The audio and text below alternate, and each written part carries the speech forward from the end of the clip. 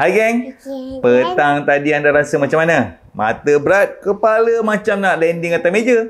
Saya faham lah tu guys, petang ni musuh pada productivity kan. Tapi hari ni saya nak share 5 cara boost tenaga anda tanpa kopi. Tak payah kafein. Tengok sampai habis. Lepas tu subscribe kalau anda nak petang power macam pagi. Betul tak Aisyah? Betul.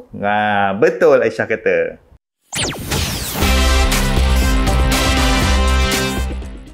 Hey, selamat datang ke Mok Tium Inspirasi Kehidupan dan juga makanan. Like, subscribe dan bell jika anda masih belum. Saya Mike daripada Fantografi.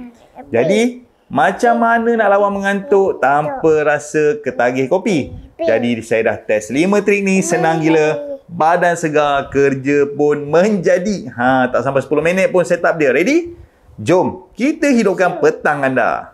Okay, cara pertama iaitu jalan 5 minit. Saya selalu bangun. Jalan keliling rumah ataupun office. Contoh, lepas edit video, saya pusing 5 minit. Darah bergerak, mata terang, balik. Anda cubalah petang esok. Tengok, jalan sikit. Tengok, segar tak? Segar Aisyah kata. Cara yang kedua, minum air sejuk. Bukan kopi, tapi air yang ada ais. Saya sambil segelas, teguk perlahan dan juga rasa macam resetkan badan tu kan. Contohnya petang yang panas, saya minum terus rasa hidup. Anda try lah. Ambil air sejuk esok, tengok tenaga naik macam mana. Cara yang ketiga, stretching ringan. Okey. Saya buat regangan 2 minit. Contohnya, tarik tangan atas kepala, pusing badan sikit. Lepas tu, shoot video ni. Saya buat ni, badan tak kaku dah. Anda cubalah stretch. Petang esok, tengok mengantuk tu lari.